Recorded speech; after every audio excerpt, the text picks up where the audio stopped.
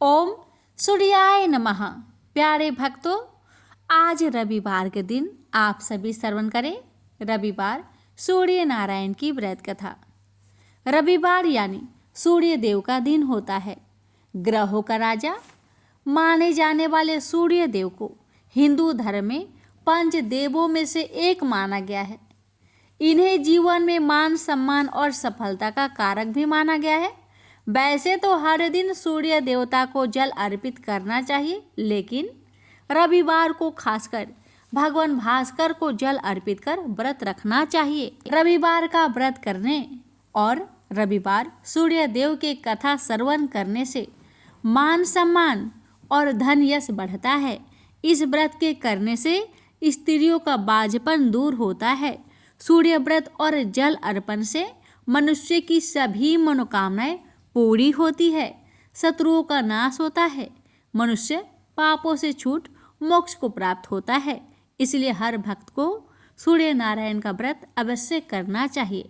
तो आइए आज श्रवण करते हैं रविवार सूर्य नारायण की व्रत कथा। प्रेम से बोलिए सूर्य नारायण की जय। द्वारपर की बात है। भगवान श्री कृष्ण एक बार अपनी बुआ कुंती के आश्रम काम्य वन में पहुंचे। उस समय पांडव लोग अज्ञातवास कर रहे थे। भगवान कृष्ण ने कहा, बुआ जी, मैं तुम्हें वनवासी भेष में देखकर दुखी हो जाता हूँ। मुझे सदैव इस बात की चिंता लगी रहती है कि पता नहीं कब दुष्ट दुर्योधन का प्रहार तुम्हारे ऊपर हो जाए। अतएव इस विपत्ति से छुटकारा पाने के लिए तुम भगवान सूर्य नारायण की आराधना करो। भगवान सूर्य ही सभी जीवों के नियंता और प्राण हैं। उनके तेज से ही जीवों का उद्धार होता है। भगवान कृष्ण ने बतलाया कि एक बार शंकर जी से पार्वती जी ने कुछ पूछा था, उसे मैं तुमसे बतलाता हूँ। शिव जी ने पार्वती जी से कहा, यदि तुम इस बात की जानकारी प्राप्त करना चाहती हो तो मथुरापुरी में जाओ। वहाँ सूर्य पुत्री यमुना जी की धारा प्रभावित होती है। यमुना के तट पर ऋषि, महर्षि, मुनि आदि निरंतर तपस्या रत रहते हैं। भगवान रुद्र की आज्ञा से पार्वती जी कालिंदी यमुना तट को चल पड़ी। कुछ ही दूर जाने पर उन्हें रास्ते में रोती बिलखती एक स्त्री दिखाई पड़ी। उसने बतलाया कि उसका नाम कुसुमवती है और उसका निवास कुसुमाकर वन के बीच में है। संतानहीनता होने के कारण उसके पति बसंत ने उन्हें त्याग दिया है और इस प्रकार वह निराश्रिता हो गई है। पार्वती जी उस स्त्री को साथ ले आगे चली गई। उन्हें रोती हुई एक दूसरी स्त्री मिली। उसने बताया कि मेरा नाम गंगा है। मेरे पति महाराज शांतनु ने पुत्रों के जीवित न रहने के कारण मुझे अपमानित किया, जिससे मैं दुखी होकर घर चली आई हूँ। इसी प्रकार थोड़ी दूर जाने पर मधुबन में माधवी नाम की एक स्त्री और मिली, जो पति के वैभव का नाश होने के कारण घर से निकाल दी गई थी। इनके अंतरल आगे जाने पर कुमुद वन में कुमुदा नाम की स्त्री से भेंट हुई, जिसके पति को राजा ने बंदी बना लिया था और वह व्याकुल होकर विलाप कर रही थी। उन सभी स्त्रियों को साथ लेकर पार्वती जी यमुना तट पर जा पहुंची। उस तट पर पूजन उत्सव देखकर पार्वती जी ने ऋषि पत्नियों से पूछा कि यह किस देव की आराधना हो रही है, इस पूजन का विधान और फल क्या है। उनकी बात सुनकर एक ऋषि पत्नी ने कहा, यह जगत पिता सूर्य नारायण का व्रत है और सभी मनोरथों को पूर्ण करने वाला है। इस व्रत को करके प्रत्येक नर नारी अभिष्ट सिद्धि प्राप्त होती है। तुम्हारी भी यदि कोई वांछा हो तो इस व्रत को करके प्राप्त करो। ऋषि पत्नियों से ऐसी बात सुनकर पार्वती जी अत्यंत प्रसन्न हुई और उस व्रत के विधान का फल को जानकर शिव जी के पास लौट आई। पार्वती जी ने इस व्रत को करके विघ्न नाशक गणेश जी जैसे पुत्र को प्राप्त किया। प्रेम से बोलिए सूर्य नारायण की जय। यह बात उस समय की है जब देवलोक के शिल्पकार विश्वकर्मा भगवान की एक पुत्री थी। उसका नाम था संज्ञा। वह दिन भर तपती धूप में खेला करती थी। सूर्य की तेज किरणों से जैसे उस पर कोई असर ही नहीं होता था। संज्ञा जब बड़ी हुई तो एक दिन विश्वकर्मा और उसकी पत्नी ने संज्ञा को बड़े मुग्ध भाव से सूर्य को निहारते देखा। यह देख विश्वकर्मा बोले, देवी, ऐसा लगता है हमारी बेटी सूर्य पर मोहित हो गई है। देख रही हो कितने मुग्ध भाव से सूर्य की ओर ताके जा रही है। मुझे भी ऐसा ही लगता है हे स्वामी। विश्वकर्मा की पत्नी ने कहा। सूर्य के सौंदर्य के प्रति संज्ञा का आकर्षक उसकी आयु के साथ बढ़ता ही गया। एक दिन विश्वकर्मा उसे अपने साथ हाथी पर बैठाकर सैर करने को निकले। अपनी पुत्री को सूर्य की ओर निहारते देख उन्होंने पूछ लिया, बेटी, अब तुम छोटी नहीं रही। मैं सोचता हूँ जल्दी ही तुम्हारा ब्याह कर दूँ। बताओ बेटी, बताओ, किस देव को तुम चाहती हो? बताओ।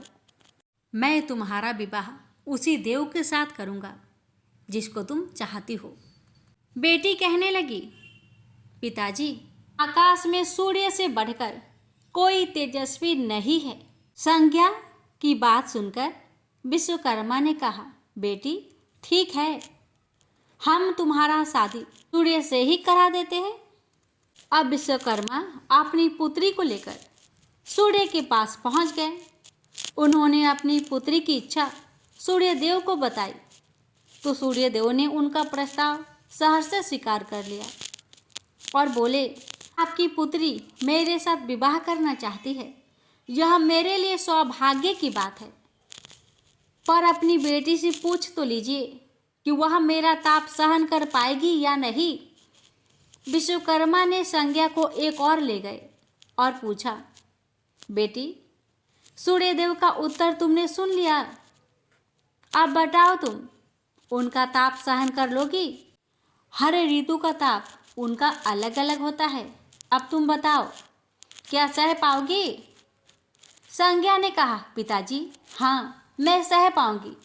अब विश्वकर्मा ने कुछ ही दिन बाद संज्ञा का विवाह सूर्य देव के साथ करा दिए।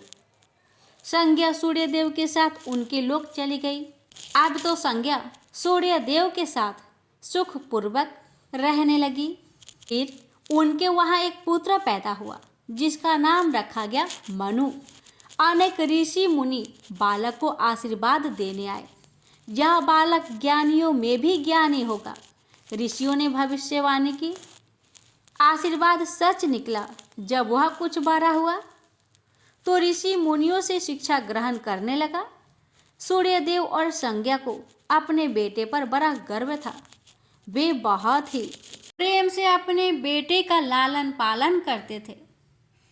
अनाचार एक बार ग्रीष्म ऋतु में सूर्य की किरणें बहुत ही प्रखर हो गई। उनका तेज अपने चरम सीमा पर जा पहुंचा। संज्ञा की चमड़ी लसने लगी। सूर्यदेव ने उसे अपने पास बुलाया तो वह अपनी आंखों पर हाथ रखकर उनके पास पहुंची। सूर्यदेव बोले, संज्ञा, मेरी ओर देखो। तुमने अपनी आंखें क्यों ढक ली? नेत्र खोलो और मेरी ओर देखो। मैं तुम्हारा पति हूँ। संज्ञा बोली, स्वामी, आपके ताप से मेरी आंखें खुल नहीं पा रही है। संज्ञा की बात सुन सूर्यदेव ने कहा, इसका अर्थ तो ये हुआ कि तुम मुझे अपने से दूर कर रही हो। विवाह के पूर्व मैंने तुमसे पूछा भी था कि क्या मेरा ताप सहन कर पाओगी? तुम्हारी सहमति पाकर ही मैंने तुम्हारे साथ विवाह करना स्वीकार किया था, लेकिन अब तुम अपने वचन से मुकर रही हो। सूर्यदेव क्रोधित होकर कहने लगे। संज्ञा बोली, हे स्वामी, इसमें मेरा दोष नहीं, आपका ताप ही प्रखर है। यह सुन सूर्यदेव और भी कुपित हो उठे और बोले, सुनो संज्ञा, प्राणवान वस्तुओं को जीवित रखने वाला मैं ही हूं, परंतु तुमने मेरी ओर से आंखें बंद कर ली, अतः तुम्हारे गर्भ से जो बालक उत्पन्न होगा वह यम होगा। यम अर्थात मृत्यु का देवता। संज्ञा वहां से भाग जाना चाहती थी, लेकिन बच्चों का मोह उसे विवश किए हुए था। संज्ञा की एक सहचरी थी, उसका नाम था छाया, जो हूबहू संज्ञा की ही प्रतिलिपि थी। उसने इस विषय में छाया की मदद लेने का निश्चय किया। उसने छाया को बुलाया और अपनी समस्या बताई। सुनकर छाया बोली, मुझे क्या करना होगा? तो संज्ञा कहने लगी, तुम संज्ञा बनकर मेरे पति के साथ जाओ और उनकी पत्नी और बच्चों की माँ बनकर वहीं रहो। फिर छाया ने कहा, अगर उन्होंने मुझसे पूछताछ की तो मैं क्या कहूँगी? तो संज्ञा ने कहा, तुम बता देना कि मैं संज्ञा हूँ, अपना भेद कभी मत खोलना। छाया कहती है, लेकिन मैं ये सब कैसे करूँगी? और करूँगी तो मेरी एक शर्त भी है कि अगर कभी सूर्यदेव मुझ पर बिगड़े या फिर श्राप देने लगे तो मैं सारा भेद खोल दूंगी। संज्ञा ने कहा, ठीक है छाया, अब जाओ और मेरे बच्चों को संभालो। तुमने मुझे बहुत ही कठिन काम सौंपा है संज्ञा। छाया कहने लगी, फिर भी मैं भरसक प्रयत्न करूंगी। और वहां से छाया चली गई। उसके जाने के बाद संज्ञा सोचने लगी, मैं मायके जाती हूँ, माँ और पिताजी मुझे देखकर बहुत प्रसन्न होंगे। मैं कुछ समय वहाँ रहूँगी, परंतु पिताजी तो कहेंगे, स्त्री की शोभा पति के घर में रहने में ही है। ऐसे ही विचारों में उलझी बेचारी संज्ञा मायके को चल पड़ी। रास्ते में उसके मस्तिष्क में उलझने टकराने लगी। वह सोचने लगी, पिताजी जब मुझे लौट जाने को कहेंगे तब मैं क्या करूँगी? तब मैं जंगल में चली जाऊंगी। इसी सोच विचार के साथ संज्ञा अपने मायके पहुंच गई।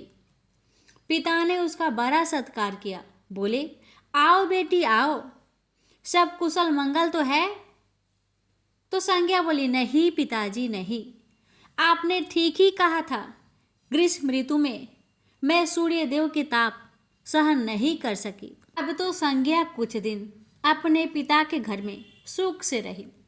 एक दिन पिता ने उससे कहा, बेटी संज्ञा, तुम्हारे आने से मुझे बड़ा हर्ष हुआ है, मुझे बहुत अच्छा लगा, परंतु विवाह हो जाने के बाद स्त्री को मायके में अधिक दिन तक नहीं ठहरना चाहिए। अब तुम अपने पति के घर जाओ, फिर कभी हमसे मिलने आना। तुम मुझे बहुत प्यारी हो, किंतु पति का घर ही स्त्री का घर होता है।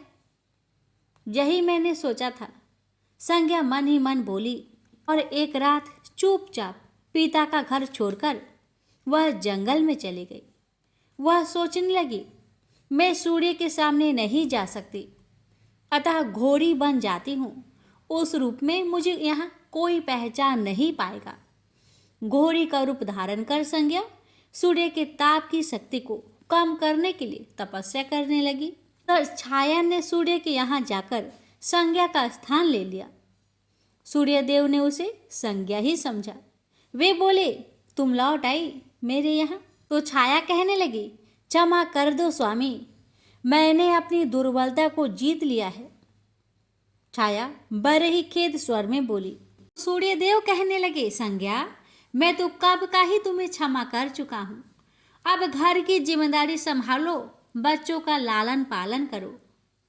छाया ने कक्ष में लेटे दोनों बच्चों पर निगाह डाली और घर की जिम्मेदारियां संभाल ली। छाया इस घर में सुखी थी। वह प्राय सोचा करती थी कि बेचारी संज्ञा को कितना अच्छा घर त्यागना पड़ा उसे। क्या वह कभी नहीं लौटेगी? समय पाकर छाया को एक पुत्र हुआ।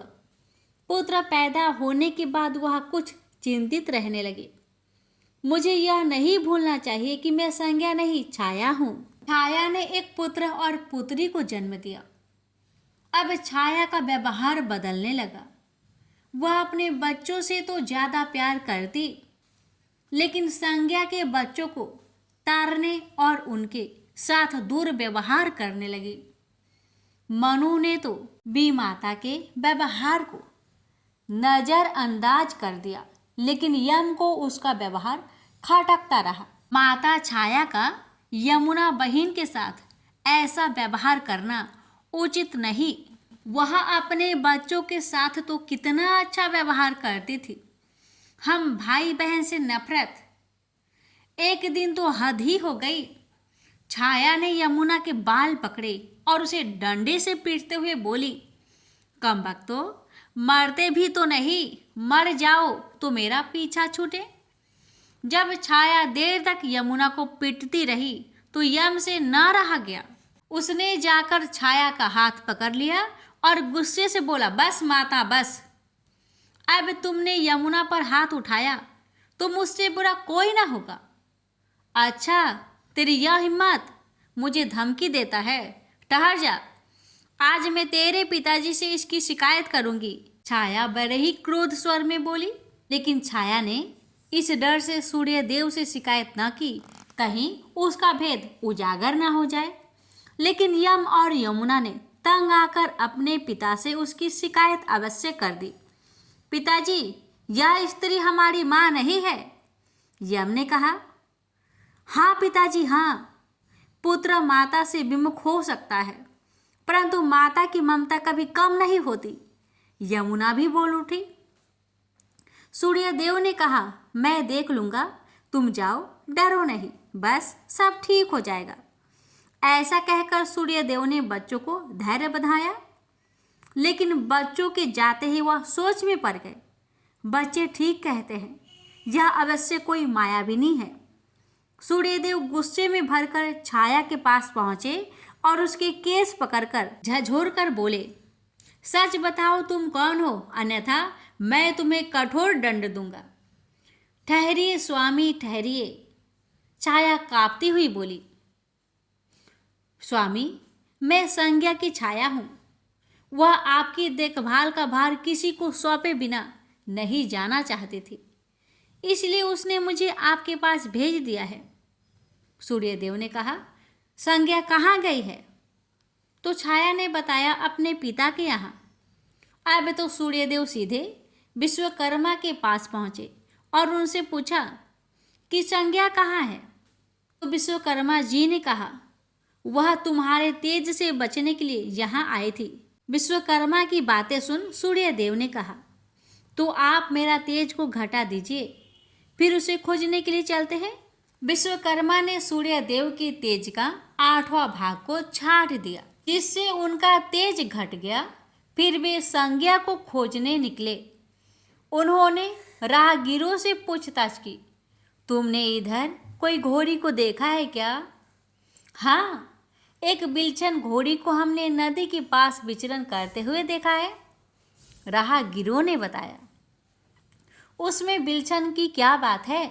वह घोड़ी मानवी भाषा भी बोलती है। देव, अब तो यह अवश्य ही संज्ञा होगी, सूर्यदेव बोले। सूर्य घोड़ी के निकट पहुंचे और कहा, संज्ञा, मैं सूर्य हूँ, तुम्हारा पति।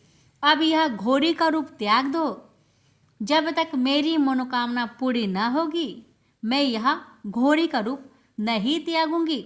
घोड़ी बनी संज्ञा ने उत्तर दिया, तुम्हारी मनोकामना तो पूरी भी हो गई, सूर्यदेव ने कहा। फिर विश्वकर्मा बोलने लगे, बेटी, सूर्यदेव ठीक कहते हैं, मैंने इनके तेज का 8वां भाग को काट दिया है। पिता से अवशासन पाकर संज्ञा ने अपना घोड़ी वाला रूप त्याग दिया और अपने स्वाभाविक रूप में आ गई। वह हर्ष से अपने पिता से लिपट गई और फूट फूट कर रोने लगी। फिर उसने झुककर सूर्यदेव के पाँव छुए और पूछा, स्वामी, हमारे बच्चे तो सकुशल है ना? सूर्यदेव ने कहा, हाँ, दोनों बच्चे ठीक है। मनु, यम और यमुना को अब फिर से माँ मिल जाएगी। सूर्यदेव ने मुस्कुराकर कहा, मैं अब कभी भी अपना घर त्याग कर नहीं जाऊंगी। संज्ञा ने सूर्यदेव को वचन दिया और साथ में संज्ञा बोली, स्वामी, आप छाया को क्षमा कर देना और अपने साथ ही रखना। दोनों का मिलन देखकर विश्वकर्मा ने भी अपना आशीर्वाद प्रदान किया। जाओ और सदा सुख शांति से रहो। सूर्यदेव और संज्ञा सूर्यलोक पहुँचे और छाया और बच्चे के साथ आनंद पूर्वक रहने लगे। तो प्रेम से बोलिए, सूर्य नारायण की जय। एक ब्राह्मण था, वह सूरज भगवान का बहुत बड़ा भक्त था।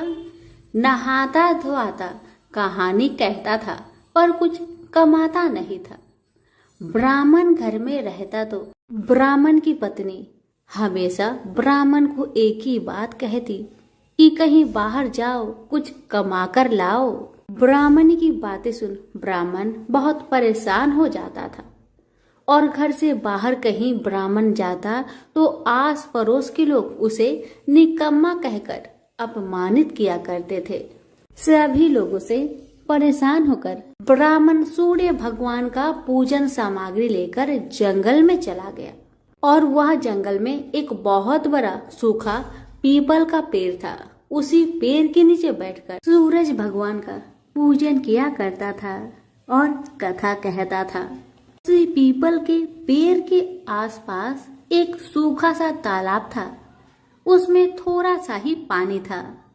उसी पानी से लोटा भरकर वह ब्राह्मण सूर्य नारायण को जल चढ़ाया करता था।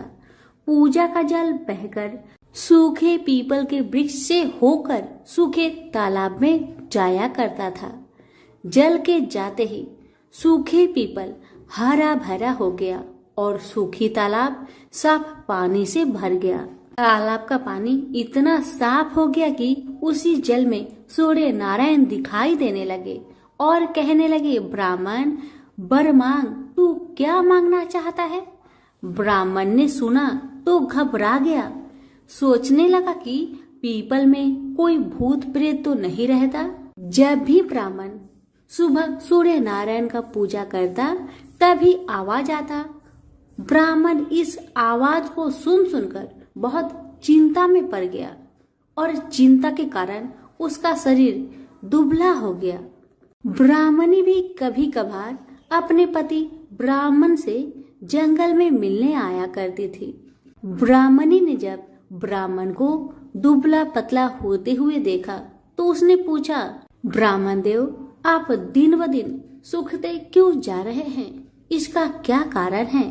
तब ब्राह्मण ने सारा कहानी बताया।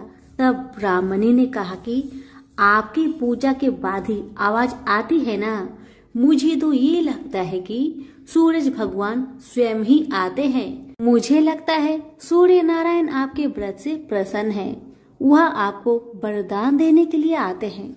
इसलिए इस बार जब भी आपको आवाज आए तो आप घबराइएगा मत, कुछ भगवान से मांग लीजिएगा। ब्राह्मणी की बातें सुन ब्राह्मण बोला, मैं कैसे मांगू और क्या मांगू? मुझे मांगना तो आता ही नहीं। अगर ज्यादा कुछ मांगना हो तो कहीं कुछ भूल जाओ तो, इसलिए तुम ही कुछ ऐसा उपाय बताओ जिससे मैं एक ही बार में सारा कुछ मांग लूं। ब्राह्मण की बातें सुन ब्राह्मणी ने उत्तर दिया, ब्राह्मण देव, जब भी सूर्य भगवान आपसे वरदान मांगने को कहे तब आप इस प्रकार से कहना, 9 खांडे महल के अंदर सोने के पालने में पर पोते को दास दासियों द्वारा खिलाते अपने आंखों से देखो। इस प्रकार लंबी उम्र, महल, बेटे पोते, पर पोते और धन सब मिल जाएगा। क्योंकि जब धन होगा तभी तो सोने का पालना दास दासियां होंगे और आंखें घुटने ठीक होंगे, और तभी तो पर पोते को सोने के पालने में झूला झूला सकेंगे और देख सकेंगे। दूसरे दिन पूजा के बाद जैसे ही आवाज आया तो ब्राह्मण ने वैसा ही किया जैसे ब्राह्मणी ने समझाया था। ब्राह्मण ने हाथ जोड़कर सूर्य भगवान से प्रार्थना किया, हे सूर्य नारायण, अगर आप मेरे पूजा से प्रसन्न है तो मुझे वर दीजिए कि 9 खांडे महल के अंदर सोने के पालने में परपोते को दास दासिया द्वारा खिलाते अपनी आंखों से देखूं। ब्राह्मण की बातें सुन सूरज भगवान ने कहा, देखने में तो ब्राह्मण सीधा साधा भोला भाला लगता है, और एक ही बार में सब मांग लिया। सूरज भगवान ने कहा, जा तेरी इच्छा पूरी हो, जो तुमने मांगा तुम्हें अवश्य मिलेगी। ब्राह्मण जंगल से घर आया तो देखा कि उसकी टूटी हुई झोपड़ी की जगह एक 9 खांडा महल खड़ा है। दास दासी आ और जा रहे थे। ब्राह्मण ने उनसे कहा, यहाँ मेरी झोपड़ी और बूढ़ी ब्राह्मणी रहती थी, वो कहाँ गई, क्या तुम्हें पता है? इतने में ही उस 9 खांडे महल के दरवाजे से एक सुंदर औरत गहनों और सुंदर कपड़ों से सजी हुई बाहर आई और ब्राह्मण से बोली, आ जाइए, अपना ही घर है। ये सब तो सूर्य नारायण का चमत्कार है, उन्होंने आपकी मनोकामना को पूर्ण कर दिया है। ब्राह्मण की बातें सुन ब्राह्मण ने कहा, हम इतने सारे धन का क्या करेंगे? ब्राह्मणी ने कहा, क्या नहीं हो सकता है, धन से क्या नहीं हो सकता है, दान पुण्य यज्ञ होम करेंगे। फिर ब्राह्मण ने वैसा ही किया जैसे ब्राह्मणी ने बताया था।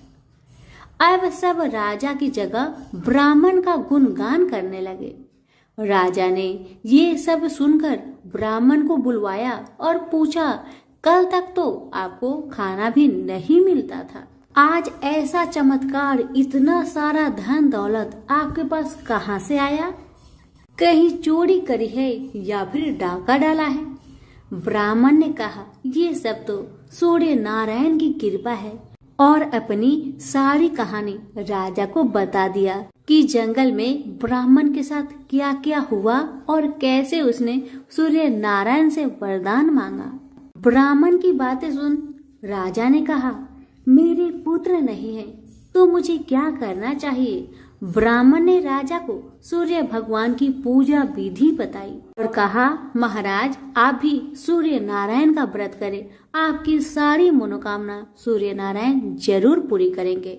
ब्राह्मण के बताए हुए नियम से राजा ने भी सूर्य नारायण का व्रत किया और सूर्य नारायण के व्रत के प्रभाव से राजा को भी पुत्र का प्राप्ति हुआ।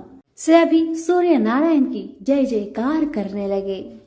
हे सूर्य भगवान, जैसे ब्राह्मण और राजा की मनोकामना को पूर्ण किया, वैसे ही सबकी करना, कहानी कहने वाले की, कहानी सुनने वालों की, हुक्कारे भरने वालों की, सबकी मनोकामना को आप पूर्ण करना। प्रेम से बोलिए सूरज भगवान की जय हो। 2 माँ बेटी थी, सूरज भगवान का व्रत करती थी। सूरज भगवान का व्रत आया, माँ को किसी आवश्यक कार्य से बाहर जाना पड़ा। उसने अपनी बेटी से कहा, बेटी तू 2 रोट बना लेना। बेटी ने 2 रोट बना लिया। उसी समय एक जोगी भिक्षा मांगने आया। उसने माँ के रोट में से एक टुकड़ा तोड़कर जोगी को दे दिया। माँ बाहर से आई और बोली, मेरा रोट दे।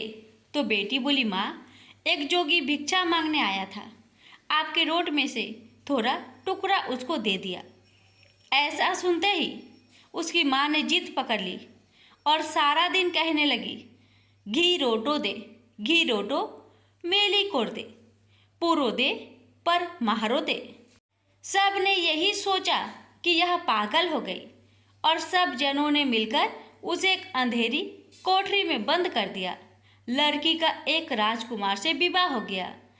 उसके पति ने जिद कर ली कि मेरे को अपने ससुराल जाना है। बेटी की मायके में कोई और नहीं था। जब उसने सूरज भगवान से विनती की कि मेरे को 1.25 पहर का मायका दो, जब सूरज भगवान तथास्तु कहकर अंतर्ध्यान हो गए, उसके बाद सूरज भगवान की कृपा से जंगल में महल, बाग बगीचे, माता पिता, भाई बहन, भाभी भतीजे सब बेटी जमाई के आदर सत्कार करने लगे। अपना प्यार लुटाने लगे। सवा पहर का समय बीतने लगा, पर जामाई जी का मन नहीं भरा। बेटी बोली, चलो देर हो रही है। उसको पता था सवा पहर होते ही सब खत्म हो जाएगा। वो अपने पति को लेकर जाने लगी। उसके पति ने अपने एक पाँव की मोचरी वहीं छोड़ दी।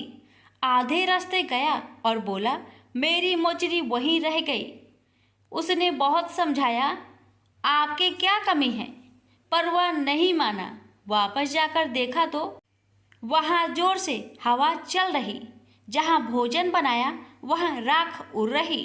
पेड़ के नीचे उसकी मोचरी रखी थी। उसके पति ने उसका हाथ पकड़ा और पूछा, ये जादू किया तुमने? तब उसने अपने पति को सारी बात बताई। उसके पियर मायका में कोई नहीं है, उसकी एक बावली माँ है। ये तो सूरज भगवान ने उसको सवा पहर का मायका दिया। उसने और उसके पति ने सूरज भगवान से प्रार्थना की और सूरज भगवान की कृपा से उसकी माँ ठीक हो गई और उसको बहुत सारी धन दौलत देकर विदा किया। हे सूरज भगवान, जैसा लड़की को दिया वैसा सबको देना। कहानी कहते सुनते हुक्कारा भरते सभी के परिवार को देना। प्रेम से बोलिए सूर्य नारायण की जय। प्राचीन काल में एक नगर में एक वृद्धा रहती थी। उसका नियम था कि वह हर रविवार घर आंगन गोबर से लिपकर भोजन तैयार करती और सूर्य देव को भोग लगाकर ही भोजन करती थी। ऐसा व्रत करने से उसका घर अनेक प्रकार से धन्य धान्य से पूर्ण हो गया। श्री हरि की कृपा से घर में किसी प्रकार की विघ्न या दुख नहीं था। सब प्रकार से घर में आनंद रहता था। इस तरह कुछ दिन बीत जाने पर उसकी एक पड़ोसन, जिसकी गौ का गोबर वह वृद्ध लाया करती थी, विचार करने लगी कि यह वृद्ध सर्वदा मेरी गौ का गोबर ले जाती है, इसलिए अपनी गौ को घर के भीतर बांधने लगे। वृद्धा को गोबर न मिलने से रविवार के दिन अपने घर को न लिप सकी, इसलिए उसने न तो भोजन बनाया न भगवान को भोग लगाया तथा स्वयं भी उसने भोजन नहीं किया। इस प्रकार उसने निराहार व्रत किया। रात्रि हो गई और वह भूखी सो गई। रात्रि में भगवान ने उसे स्वप्न दिया और भोजन न बनाने तथा लगाने का कारण पूछा। वृद्धा ने गोबर न मिलने का कारण सुनाया। तब भगवान ने कहा कि माता, हम तुमको ऐसी गौ देते हैं जिससे सभी इच्छाएं पूर्ण होती है, क्योंकि तुम हमेशा रविवार को गौ के गोबर से लिपकर भोजन बनाकर मेरा भोग लगाकर खुद भोजन करती हो। इससे मैं खुश होकर तुमको वरदान देता हूँ। निर्धन को धन और बाज स्त्रियों को पुत्र देकर दुखों को दूर करता हूँ तथा अंत समय में मोक्ष देता हूँ। सपने में ऐसा वरदान देकर भगवान तो अंतर ध्यान हो गए और वृद्धा की आँख खुली तो वह देखती है कि आंगन में एक अति सुंदर गौ और बछड़ा बंधे हुए हैं। वह गाय और बछड़े को देखकर अति प्रसन्न हुई और उसको घर के बाहर बांध दिया और वही खाने को चारा डाल दिया। जब उसकी पड़ोसन वृद्धा ने घर के बाहर एक अति सुंदर गौ और बछड़े को देखा तो देश के कारण उसका हृदय जल उठा और उसने देखा कि गाय ने सोने का गोबर किया है, तो वह उस गाय का गोबर ले गई और अपनी गाय का गोबर उसकी जगह रख गई। वह नित्य प्रति ऐसा ही करती रही और सीधी साधी वृद्धा को इसकी खबर नहीं होने दी। तब सर्वव्यापी ईश्वर ने सोचा कि चालाक पड़ोसन के कर्म से वृद्धा ठगी जा रही है, तो ईश्वर ने संध्या के समय अपनी माया से बड़े जोर की आंधी चला दी। वृद्धा ने आंधी के भय से अपनी गौ को भीतर बांध लिया। प्रातःकाल जब वृद्धा ने देखा कि गौ ने सोने का गोबर दिया, तो उसके आश्चर्य की सीमा न रही और वह प्रतिदिन गौ को घर के भीतर ही बांधने लगी। उधर पड़ोसन ने देखा कि बुढ़िया गौ को घर के भीतर बांधने लगी है और उसका सोने का गोबर उठाने का दांव नहीं चलता, तो वह ईर्ष्या और डाह से जल उठी और कुछ उपाय न देखकर पड़ोसन ने उस देश के राजा की सभा में जाकर कहा, महाराज, मेरे पड़ोस में एक वृद्धा के पास ऐसा गौ है जो आप जैसे राजा के ही योग है। वह नित्य सोने का गोबर देती है। आप उस सोने से प्रजा का पालन करिए। वह वृद्धा इतने सोने का क्या करेगी? राजा ने यह बात सुनकर अपने दूतों को वृद्धा के घर से गौ लाने की आज्ञा दी। वृद्धा प्रातः ईश्वर का भोग लगा भोजन ग्रहण करने जा ही रही थी कि राजा के कर्मचारी गौ को खोलकर ले गए। वृद्धा काफी रोई चिल्लाई, किंतु कर्मचारियों के समक्ष कोई क्या कहता। उस दिन वृद्धा गौ के वियोग में भोजन न खा सकी और रात भर रो रो कर ईश्वर से गौ को पुनः पाने के लिए प्रार्थना करती रही। उधर राजा गौ को देखकर बहुत प्रसन्न हुआ, लेकिन सुबह जैसे ही वह उठा, सारा महल गोबर से भरा दिखाई देने लगा। राजा यह देख घबरा गया। भगवान ने रात्रि में राजा को सपने में कहा कि हे राजा, गाय वृद्धा को लौटाने में तेरा भला है। उसके रविवार के व्रत से प्रसन्न होकर मैंने उसे गाय दी थी।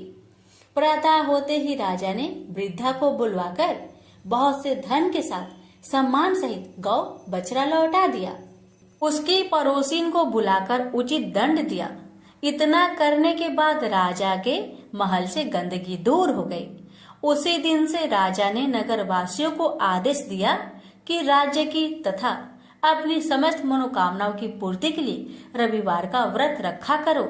व्रत करने से नगर के लोग सुखी जीवन व्यतीत करने लगे। कोई भी बीमार तथा प्रकृति का प्रकोप उस नगर पर नहीं होता था। सारी प्रजा सुख से रहने लगे। प्रेम से बोलिए सूर्य नारायण की जय।